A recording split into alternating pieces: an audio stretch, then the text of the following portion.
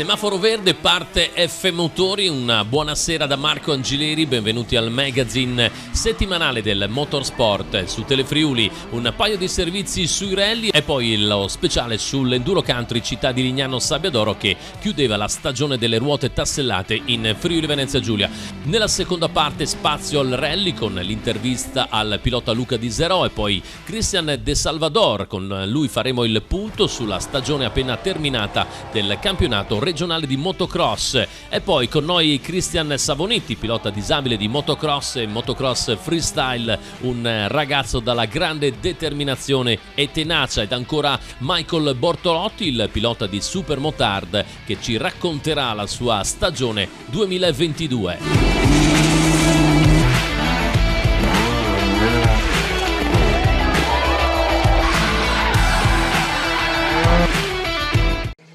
Ottimo finale di stagione per Filippo Bravi, che in coppia con Enrico Bertoldi sulla Hyundai i20N Rally 2 di Friul Motor si aggiudica il secondo posto della finale di Coppa Italia Rally, gara disputata tra il 4 e 6 novembre nell'ambito del Rally del Lazio. 3 giorni intensi di prove speciali nei quali i finalisti, i 3 migliori di ognuna delle 9 zone e i vincitori delle singole classi si sono dati battaglia lungo gli 85 km cronometrati.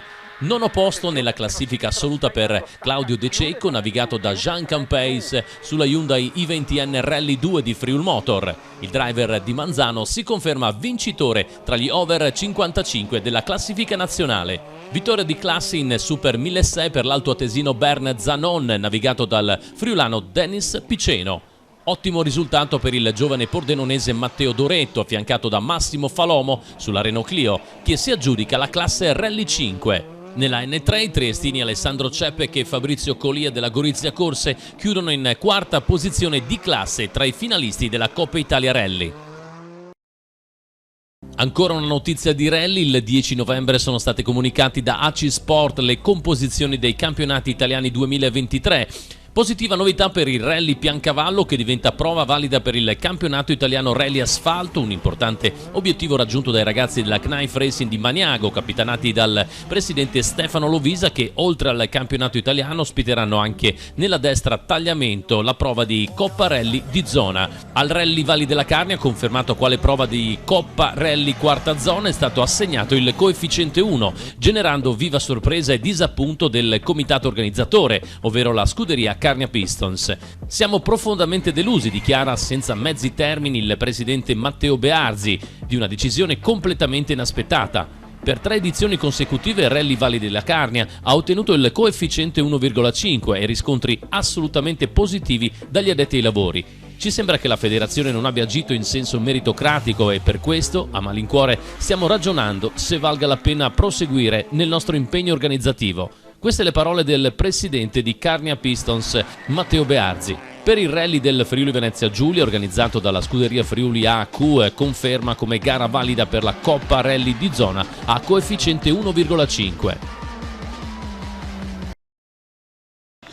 4 ore di spettacolo, domenica 6 novembre all'Enduro Country di Lignano Sabbiadoro, Memorial Alessandro Morsanutto, gara di chiusura del campionato nord-est di Enduro Country. Vittoria in rimonta nella gara di 4 ore a coppie per i pordenonesi Federico Marion, portacolori del Motoclub Caneva su GasGas 125, assieme all'esperto Matteo Cescon del Motoclub Polcenigo in sella ad una KTM 125. Al giro di boa, dopo 2 ore di gara, la classifica era comandata dai piloti isontini Tommaso Murgut del motoclub Medeot su Squarna 125, in coppia con il giovanissimo Sonny Marconato del motoclub Gaerne, anche lui su Squarna 125, che a fine gara devono accontentarsi della seconda piazza, soli 22 secondi dai vincitori. Terzo gradino del podio per Andrea Cescon del Motoclub Albatros su Honda 250 4 tempi, affiancato da Loris Lessio del Motoclub Caneva su Honda 450 4 tempi.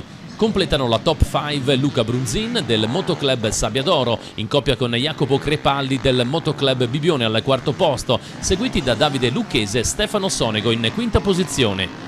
Tra i marathon, gara da incorniciare per Moreno Corazzin del Motoclub Polcenigo su KTM 250, che ha firmato la vittoria mettendo alle sue spalle Alessandro Forza, secondo, e lo sloveno Tomac Potradnik sul terzo gradino del podio.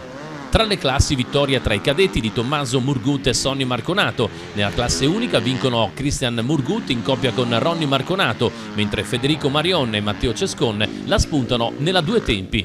La classe 4 tempi viene conquistata da Andrea Cescon e Loris Lessio.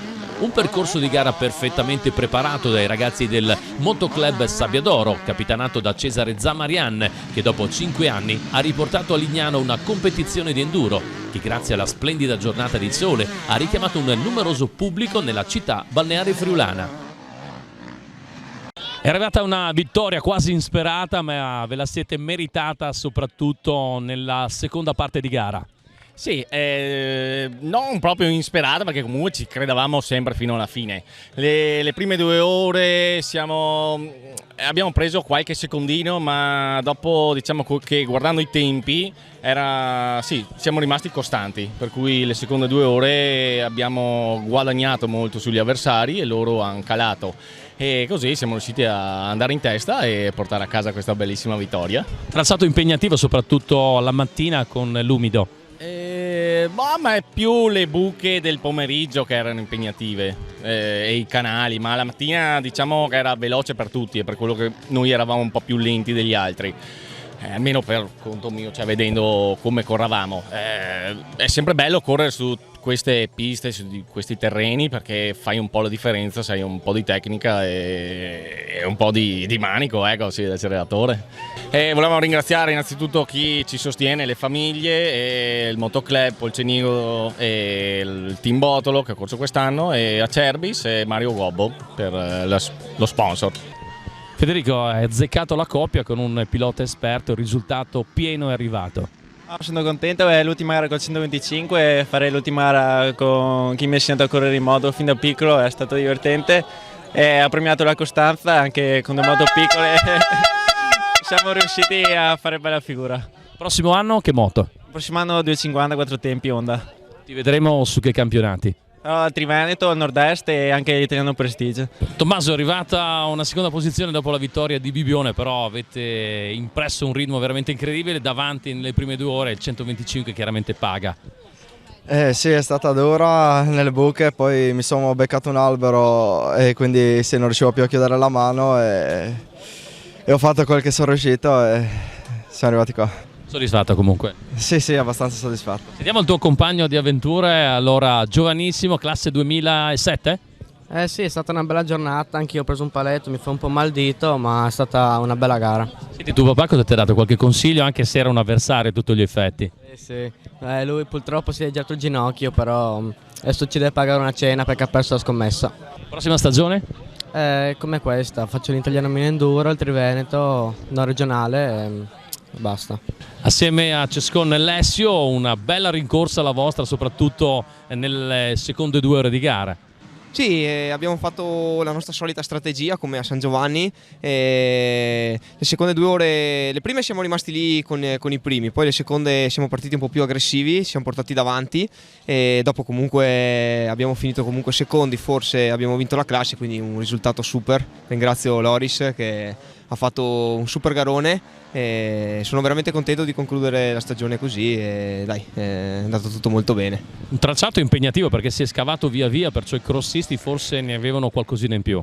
Sì, è tracciato fantastico, i ragazzi del Sabbiadoro ogni anno, anzi è bellissimo che siamo tornati qui dopo tanto, è veramente impegnativo, allenante al 100%, io personalmente sì, molto crossistico, quindi questa stagione che ho fatto tutto il cross mi ha portato insomma ad essere pronto per questo tipo di gara qua, quindi bravi e giornata fantastica. Per fare il risultato a coppie non può andare forte solo uno, perciò ti sei difeso molto bene Loris. No dai, diciamo di sì. Ha detto tutto quanto lui. Abbiamo iniziato come solito, parto io e quando c'è il terreno diciamo più con meno dossi, quindi riesco a salvare qualcosa e poi nelle seconde 2 ore Andrea recupera tutto quanto quello che perdo io e siamo a posto.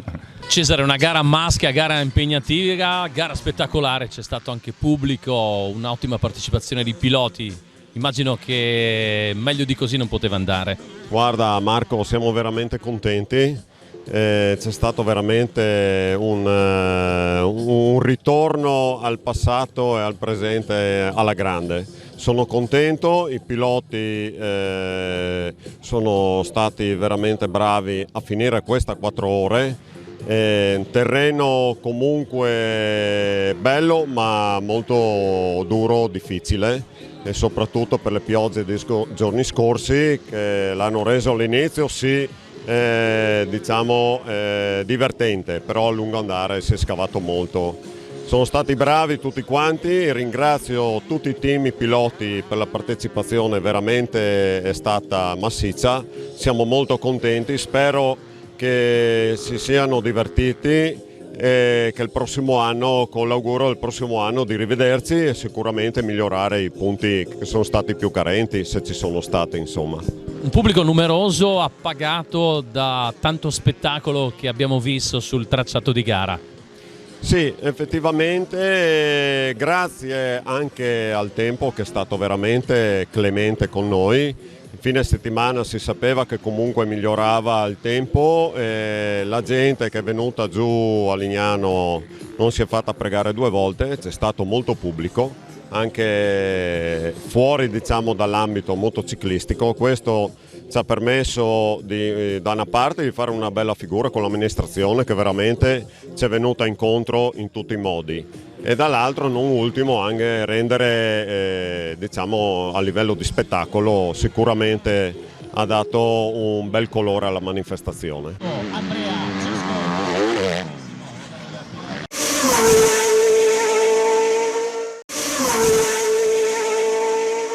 Luca, parliamo della tua stagione 2022. È stata una stagione un po' complicata perché è partito tutto in sordina, poi abbiamo preso confidenza con la macchina e purtroppo ho dovuto saltare 2 appuntamenti per motivi lavorativi e quindi l'abbiamo messa un po' in archivio, ecco. Però abbiamo fatto parecchi chilometri e siamo riusciti a capire la macchina e ci prepariamo per il 2023.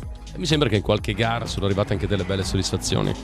Sì, San Martino è stata una bella gara, partiti già forte alla sera, anzi un po' troppo perché abbiamo fatto un piccolo errorino sulla prima speciale notturna, però poi al sabato per quanto riguarda le R2, perché purtroppo con le Rally 4 il confronto è inimmaginabile, abbiamo vinto quasi tutte le prove, quindi la macchina va bene, c'è stato uno sviluppo e siamo pronti anche per fare meglio, diciamo. Il prossimo anno sembra che ci sia una suddivisione tra le R2B vecchie e le Rally 4, questo potrebbe andare un po' a definire e bilanciare le varie classi.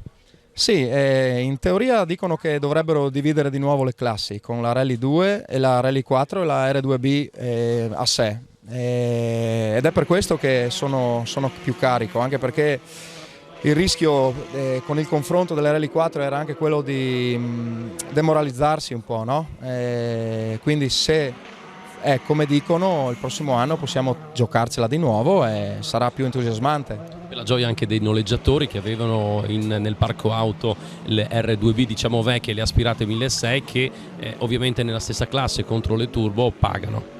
Sì, soprattutto non dico che c'era il rischio che rimanessero ferme le macchine, però insomma non si investiva più su quel tipo di vettura, mentre adesso così si rispolvera un po' la voglia e non è detto che comunque ci possano essere degli aggiornamenti sull'assetto, sulla meccanica e magari riuscire a prendere il passo, anche se sarà dura perché, ripeto, una 3 cilindri turbo spinge. È diversa e a guidarla è anche meno difficoltoso, tra virgolette, perché la R2 sai anche tu che la devi guidare sempre al limite, mentre quelle puoi avere un attimino più di respiro, ecco, diciamo così. E invece la stagione però per te non è ancora terminata, c'è terra nel futuro a dicembre. Sì, tutto è nato qualche settimana fa grazie a un nuovo sponsor che è il mobilificio Martinel di Pordenone, e quindi mi ha gasato e penso di andare a fare il Prealpi Master Show perché è una delle ultime gare a disposizione, diciamo, nella zona, e con questa metto anche un occhio alla Race Day perché sai, la terra è sempre stata un po' la mia passione, vediamo. terra passione, terra anche perché hai corso anche con le due ruote dell'enduro ai cross.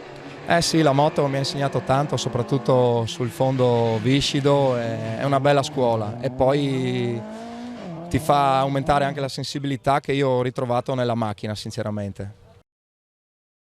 Si è concluso anche il campionato regionale motocross, siamo con Cristian De Salvador. Allora facciamo un po' il punto di quella che è stata la stagione.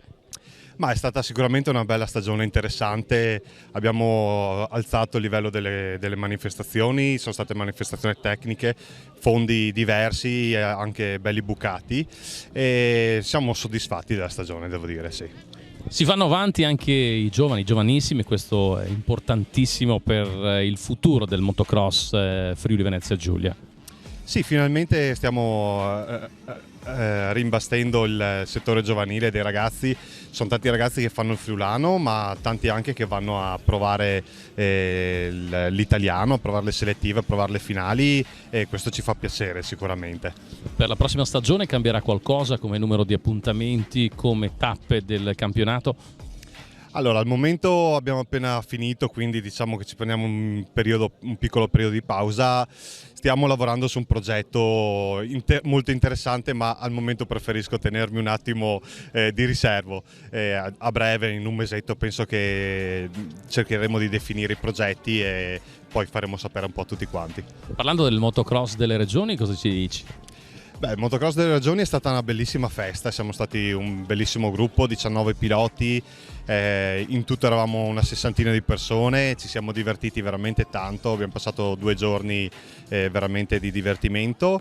Abbiamo anche avuto qualche piccolo bel risultato perché abbiamo avuto la squadra femminile con la 6ª posizione di squadra, abbiamo avuto la giovane minicrossista che ha avuto il 2º posto come ragazza tra i minicross e quindi non abbiamo raccolto tantissimo nel minicross invece purtroppo a causa delle partenze, però siamo contenti, tutti i ragazzi hanno dato il massimo e anche nel motocross siamo lì in top 10. Cristian, grande passione per le due ruote, cosa riserva il tuo futuro? Beh, il mio futuro, allora c'è da dire che nel 2022 questo è un anno in cui sono successe un sacco di cose, un po' di gioie e dolori, ma la cosa importante è che quest'anno abbiamo ripreso col progetto Freestyle Motocross, che avevo lasciato un po' da parte negli ultimi 2 anni per dedicarmi di più al motocross, per aumentare il feeling con la moto e capire cosa andare a mettere a punto sulle nuove modifiche sulla moto. E futuro di continuare ad allenarsi nel freestyle motocross, a saltare in rampa. Quest'anno è un anno in cui sono stato molto contento perché abbiamo chiuso finalmente il primo salto in rampa sul landing di terra e quindi è una grande soddisfazione sia per me che per tutte le persone che mi stanno continuando a supportare nel progetto. Cristian, non è facile con la tua disabilità, però la determinazione spesso è doppia per cercare sempre nuovi obiettivi. Appunto, hai detto obiettivi e secondo me gli obiettivi insieme alla passione sono proprio loro a dare la motivazione a cercare la determinazione per raggiungerli. Parliamo della tua moto, come è stata costruita soprattutto nell'insieme per poterla adeguare a quello che è il tuo problema. Okay. La moto, gli adattamenti che subito danno l'occhio è questo roll bar che mi protegge sia le gambe e da un paio di anni abbiamo aggiunto la protezione anche per la parte superiore perché io in moto sono legato e praticamente se cado un pilota normale la prima cosa che fa è sganciarsi dalla moto, io essendo legato sono all'interno della moto e appunto ho bisogno di questa protezione qua. Come cambio ho un attuatore comandato da 2 pulsanti sotto il manubrio che mi permette di cambiare marcia. Abbiamo lavorato un sacco sulla seduta che mi deve sì contenere ma anche ammortizzare, attutire all'atterraggio dei salti, che è una seduta ammortizzata. C'è stato e ci sarà ancora tanto lavoro per arrivare all'obiettivo e qua devo ringraziare Tonino Canduso che ormai mi segue da una vita. E poi obiettivo finale, il backflip. Obiettivo finale, backflip. Allora Michael, raccontaci di questa tua stagione appena conclusa nel Supermotard, stai prendendo le misure, ottenendo degli ottimi risultati. Allora, la stagione è andata molto bene, quest'anno ci siamo cimentati in un campionato veramente di altissimo livello e abbiamo partecipato all'Internazionale d'Italia, ha concluso quinto e per pochi punti purtroppo non sono riuscito a portare a casa il Triveneto, però un buon secondo posto anche lì. C'è stato qualche modifica a livello di moto quest'anno? Cos'è cambiato? Sì, sulla moto abbiamo lavorato molto sulla parte della ciclistica, purtroppo sul motore abbiamo lasciato tutto com'era, che è più che sufficiente, però adesso stiamo lavorando per la nuova stagione. Ormai non sei più un outsider perché ti sei fatto conoscere molto bene nel contesto non solo Triveneto ma anche nazionale. Il prossimo anno ti terranno d'occhio. Sì, il prossimo anno adesso stiamo decidendo un po' cosa fare, ci saranno un po' di novità e vediamo, dai, faremo il meglio anche lì.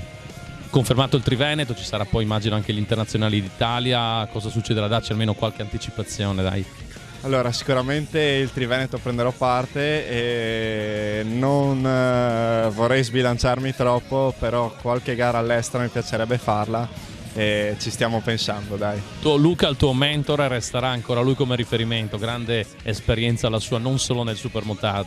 Sì, per fortuna Luca continua a seguirmi ed è un riferimento veramente altissimo e per fortuna c'è alle gare, mi segue, mi prepara la moto ed è un grosso supporto. Provare qualcosa di diverso, qua ci troviamo in un contesto di enduro country, può far bene soprattutto per la parte off-road di quando corri nelle supermotard. Sì, oggi abbiamo partecipato a questa giornata bellissima di enduro, seguire un po' di amici è veramente bello, aiuta veramente tanto secondo me la disciplina del motard e quindi prenderemo parte a qualche allenamento insieme a loro per l'ottima compagnia e l'allenamento che si riesce a tirar fuori.